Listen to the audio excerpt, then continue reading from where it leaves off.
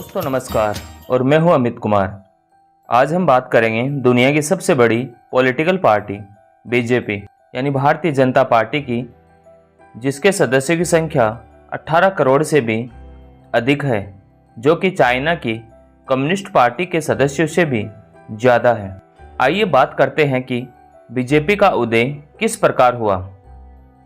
1951 में एक पार्टी बनी जिसका नाम भारतीय जनसंघ था, जिसकी स्थापना श्यामा प्रसाद मुखर्जी के द्वारा की गई थी। श्यामा प्रसाद मुखर्जी संविधान सभा के सदस्य भी रहे थे। भारतीय जनसंघ की आइडियोलॉजी राष्ट्रवाद, हिंदू संस्कृति को बढ़ावा देना और जम्मू और कश्मीर का भारत में पूर्ण विलय हो, इस बात पर आधारित थी। 1952 के फर्स्ट जनरल इलेक्शन में इस पार्टी ने केवल 3 सीटों पर विजय प्राप्त की। श्यामा प्रसाद मुखर्जी के बाद इस पार्टी का नेतृत्व अब पंडित दीनदयाल उपाध्याय के हाथों में आ गया। इस दौरान 1967 के फोर्थ जनरल इलेक्शन में भारतीय जनसंघ पार्टी 35 सीटें जीतकर लोकसभा की तीसरी सबसे बड़ी पार्टी बनी। ये वो ही समय था जब अटल बिहारी वाजपेयी और लालकृष्ण आडवाणी भी भारतीय जनसंघ पार्टी में अपनी महत्वपूर्ण भूमिका निभा रहे थे। 1968 में आते आते भारतीय जनसंघ की बागडोर अटल बिहारी वाजपेयी ने संभाल ली थी। 1975 में लगी इमरजेंसी के बाद जब 1977 में 6वें लोकसभा चुनाव हुए, तो भारतीय जनसंघ पार्टी ने अन्य विपक्षी दलों के साथ मिलकर जनता पार्टी का गठन किया। इस जनता पार्टी के नेतृत्व में ही 1977 में केंद्र में फर्स्ट बार गैर कांग्रेसी सरकार सत्ता में आई, जिसके प्रधानमंत्री मोरारजी देसाई बने। इस जनता पार्टी में सबसे ज़्यादा 93 सीटों की हिस्सेदारी भारतीय जनसंघ की ही थी, लेकिन जनता पार्टी की सरकार ज़्यादा दिनों तक नहीं टिक सकी, जिसका मुख्य कारण इसमें विभिन्न विचारधारा वाले दलों का शामिल होना था। अतः यह सरकार 1979 में गिर गई और 1980 के 7वें आम चुनाव में भारतीय जनसंघ महज 31 सीटों पर सिमट गई। इसके बाद 6 अप्रैल 1980 को अटल बिहारी वाजपेयी और लालकृष्ण आडवाणी द्वारा एक नई पार्टी बीजेपी अर्थात भारतीय जनता पार्टी की स्थापना की गई। यह भारतीय जनता पार्टी भारतीय जनसंघ का ही बदला हुआ रूप है, जो कि आरएसएस की आइडियोलॉजी से जुड़ी हुई पार्टी है। इस बीजेपी पार्टी के संस्थापक अध्यक्ष भी अटल बिहारी वाजपेयी ही बने थे, जो पहले भारतीय जनसंघ के प्रमुख भी रहे हैं। तो दोस्तों, हमने समझा बीजेपी भले ही 1980 में बनी हो, लेकिन इसके बनने की शुरुआत 1951 में ही हो चुकी थी। जब 1984 के आम चुनाव हुए तो बीजेपी इस लोकसभा चुनाव में केवल 2 सीटें ही जीत पाई। इसके बाद बीजेपी ने अपनी विचारधारा को बदला। अब बीजेपी ने अपनी विचारधारा में राष्ट्रवाद और हिंदुत्व को प्रमुखता देना शुरू कर दिया। इसका परिणाम यह हुआ कि जब 1989 के आम चुनाव हुए तो बीजेपी ने 225 उम्मीदवार चुनाव में उतारे, जिनमें से 86 सदस्यों को विजय प्राप्त हुई। इसी तरह 1991 के चुनावों में भी भारतीय जनता पार्टी ने लोकसभा की 120 सीटें जीती।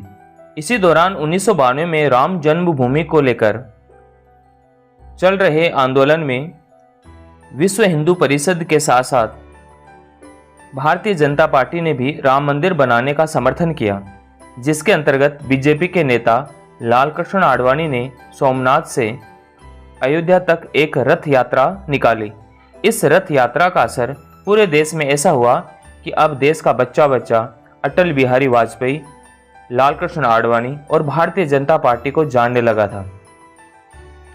इस सिलसिले में ही 6 दिसंबर 1992 को अयोध्या में आरएसएस, विश्व हिंदू परिषद और भारतीय जनता पार्टी के लाखों कार्यकर्ताओं ने एक रैली आयोजित की।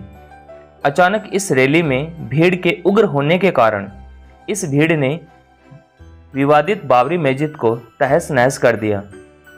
इस विवादास्पद घटना के कारण देश भर में हिंदू मुस्लिम दंगे हुए जिसमें हजारों लोग मारे गए। और इस घटना के बाद विश्व हिंदू परिषद पर सरकार ने बैन लगा दिया। साथ ही लालकृष्ण आडवाणी और भारतीय जनता पार्टी के अन्य कई नेताओं को भी गिरफ्तार कर लिया गया, लेकिन बाद में ये सभी निर्दोष साबित होने के कारण बरी हो गए। इसके बाद 1996 के चुनाव में भारतीय जनता पार्टी सबसे बड़ी पार्टी बनकर सामने आई। भारतीय जनता पार्टी को सरकार बनाने का निमंत्रण मिला, लेकिन बहुमत साबित न कर पाने के कारण प्रधानमंत्री अटल बिहारी वाजपेयी को 13 दिन बाद ही इस्तीफा देना पड़ा था। अंत में भाजपा एक गठबंधन के रूप में सत्ता में आई, जिसे एनडीए अर्थात राष्ट्रीय जनतांत्रिक गठबंधन के नाम से जाना जाता है। इस गठबंधन के सहयोग से ही भारतीय जनता पार्टी 1998 में लोकसभा की 182 सीटें जीतने में सफल हुई और अटल बिहारी वाजपेयी दूसरी बार देश के प्रधानमंत्री बने, लेकिन ये सरकार 1 साल तक ही सत्ता में रही।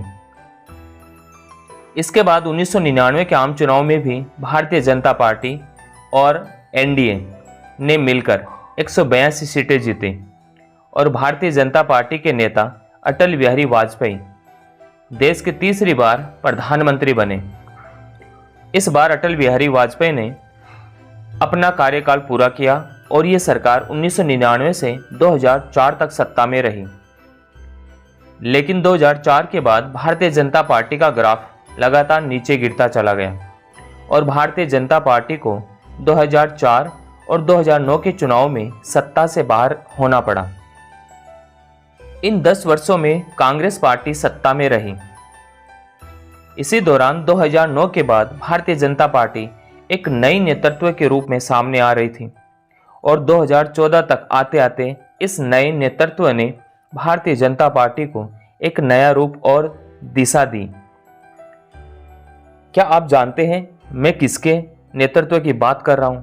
जी हां, हम बात कर रहे हैं प्रधानमंत्री नरेंद्र मोदी की, जिनके नेतृत्व में भारतीय जनता पार्टी को 2014 के लोकसभा चुनाव में 282 सीटें मिलीं।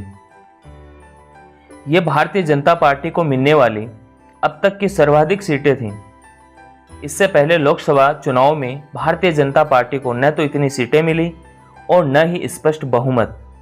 दूसरी तरफ कांग्रेस को इस चुनाव में महज 44 सीटें प्राप्त हुई थीं।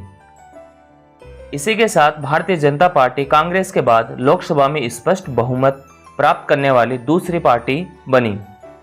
भारतीय जनता पार्टी के जीतने का सिलसिला 2019 के चुनाव में भी जारी रहा।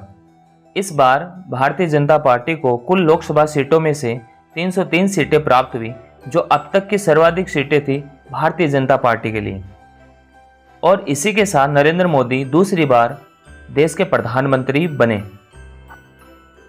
वर्तमान में भारतीय जनता पार्टी प्रधानमंत्री नरेंद्र मोदी के नेतृत्व में प्रचंड बहुमत के साथ सत्ता में बनी हुई है। आज के वीडियो में इतना ही। अगर आपको हमारे द्वारा दी गई जानकारी अच्छी लगी हो तो हमारे चैनल को सब्सक्राइब, लाइक एवं शेयर जरूर करें। फिर मिलते हैं अगले किसी नए टॉपिक के साथ। तब तक जय हिंद, जय भारत।